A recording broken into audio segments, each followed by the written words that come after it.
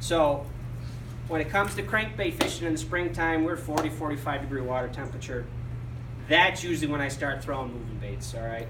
Now, when you're fishing a little bit deeper, the Shad Rap style baits, you want something with a real tight wiggle. You don't want that real hard, wide wobble. That's more of a midsummer, fall transition. Anytime you're using crankbaits, the tight wiggle is always a good vibration style to use, all right? Jerk baits, there's hundreds and hundreds and hundreds of different style jerk baits. Like I'm gonna pass these around. This is an X-Rap, this is a Yozuri, and this is like a cotton cordell, just a cheap chrome blue one. Not a lot of companies make chrome blue, but that's a dynamite smallmouth color.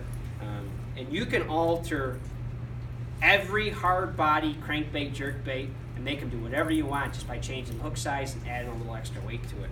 So, with that being said, that's just a cheap old, I think that's a $4 jerkbait, but I like the color. It gives off a lot of flash and they have a real good action to them for a cheap crankbait.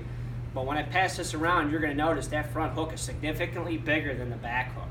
And I actually have a little bit of lead wire wrapped around that shank of that hook. I just turned that floating jerkbait into a true suspending jerkbait. You can add as much weight as you want to make it sit nose down, float real slow, nose down, sink real slow. You can make it sit level and sit there if you want. You have to play around with these things. And I'll pass this bay rat around. I'll open it out of the package for you so you guys can see it. Do you ever use the weighted stickers? The suspended strips and suspended dots is what you're talking about. Yes, I do. They are nice. Sort of hard to find because of the lead laws that they have in New York State now. But if you can find them in different states, like if you go on vacation, that's what I do. When I go on vacation to other states and other places, I find bait shops to go cruise through and sinker split shots. What do they have that I can't buy in New York? Don't hook yourself with these guys. We'll start over here. We started last time. As you can see, every lip is different. Every body shape is different. With the different size bodies, different shaped bodies, different angles on the body and the lip, every jerkbait's going to act a little bit differently.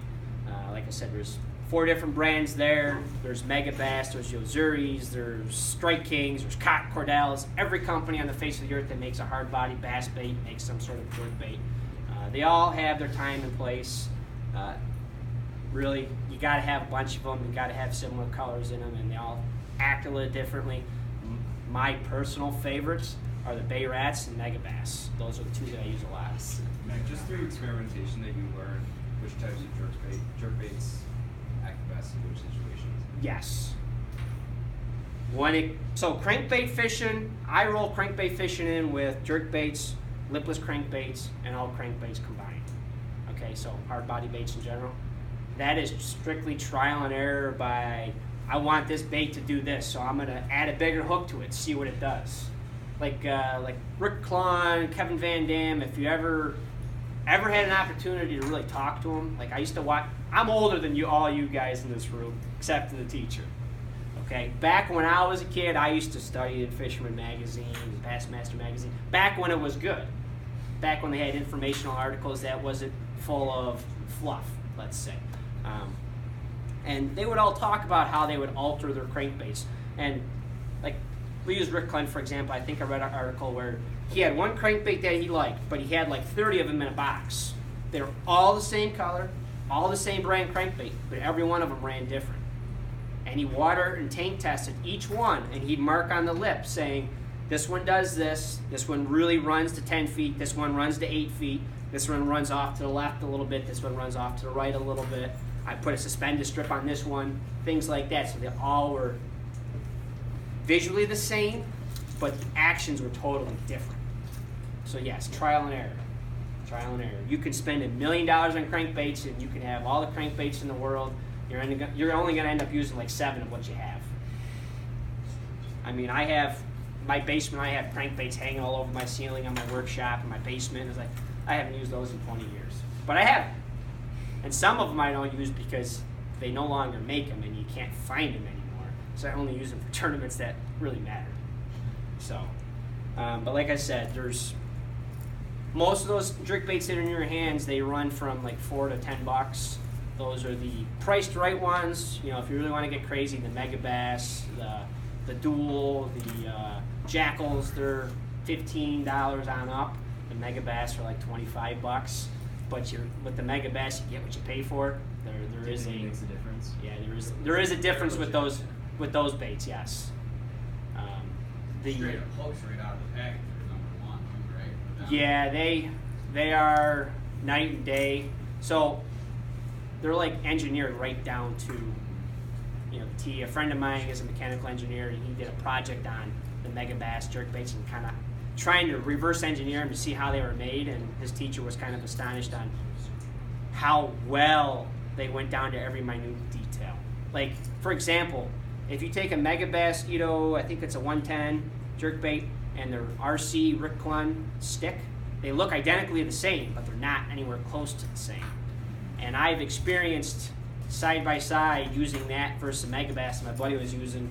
I didn't even get a fish, and my buddy caught 20 smallmouth. I couldn't even get a follower, and they're choking his 3-inch, mega bass. I'm like, well, obviously there's a difference there. There's a reason why they work better. But every situation is different. Every scenario is different. All right. On to the hard body crankbaits. So where I wouldn't use jerkbait is logs, shallow stump fields, shallow grass fields, and now I move on to the square bills. Square bills. Anybody know what a square bill does? Why it's good in stumps and trees? Flex off stuff and then gets instant fight. You are right. You get the other road runner. So, yes, square bills are very good deflecting baits. They are easy to pull through structure. Go past this way. Don't hook yourself. That's another bay rat. Sharp hooks on it. All right. Easy to pass through structure. Easy to pull through structure. But you're not just straight reeling it. You're actually throwing your crankbait out there, and you're working it with your tip of your rod. You're working it like you're fishing a swim bait or a grub on the bottom. You're actually feeling what you're pulling it through. I watch too many people put a crankbait on, wing it out there, and just straight reel it as fast as they can reel the darn thing. It's not what they're meant for.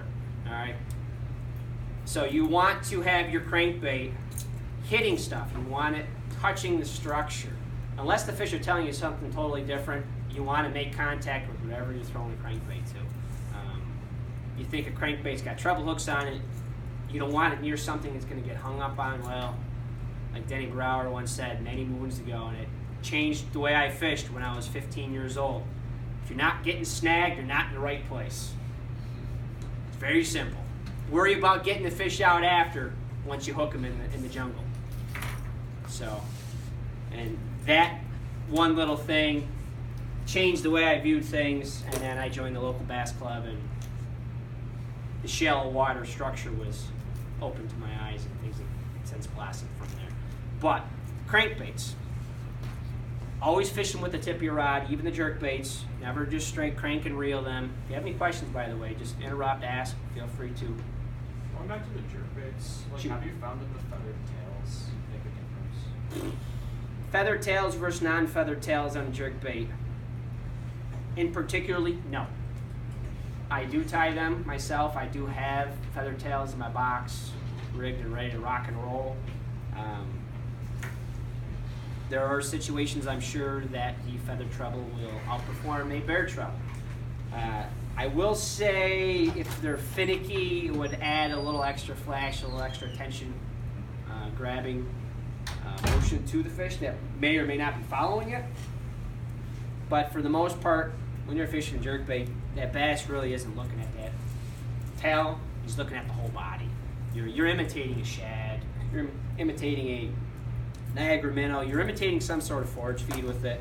It's more of a reaction strike to a semi-active fish. If you're fishing it slow, if you're fishing it real fast and ripping it as hard as you can move it, that is purely reaction strike. They'll rip the rod out of your hand at that point when they hit it. So it doesn't matter if there's a feather treble hook on it or not. The only time I find that it helps is when the water's cold, when it's 40, 45 degrees, and you're using a suspending jerk bait, and you throw it out there. At that point in time, I'll jerk it a couple of times, and I'll let it sit for 15, 20 seconds. Like, literally just let it sit there. and watch the line like I'm live bait fishing to see if something picks up and moves it. And then I'll twitch it again a few more times. It might take you a minute and a half, 2 minutes to make one cast with a jerkbait when the water's that cold. If you're fishing it right.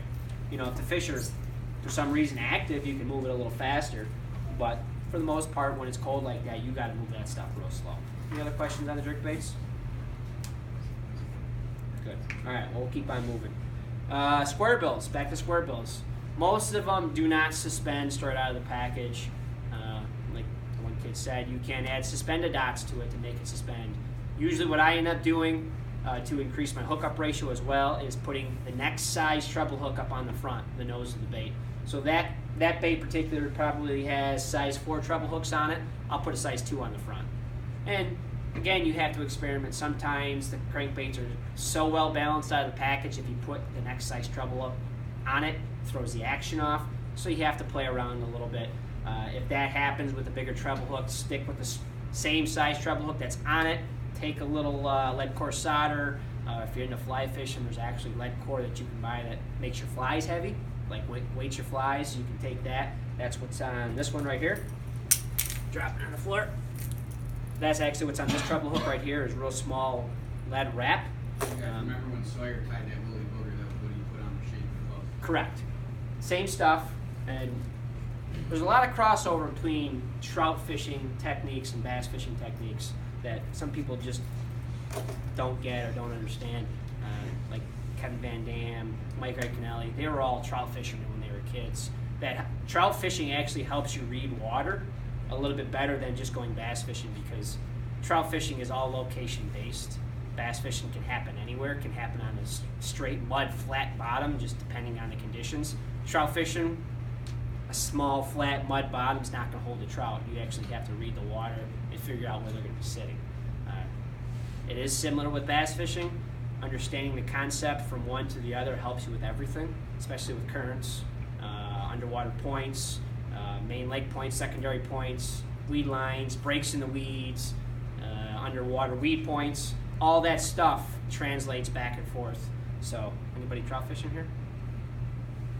Fly fishing, float fishing? Very cool.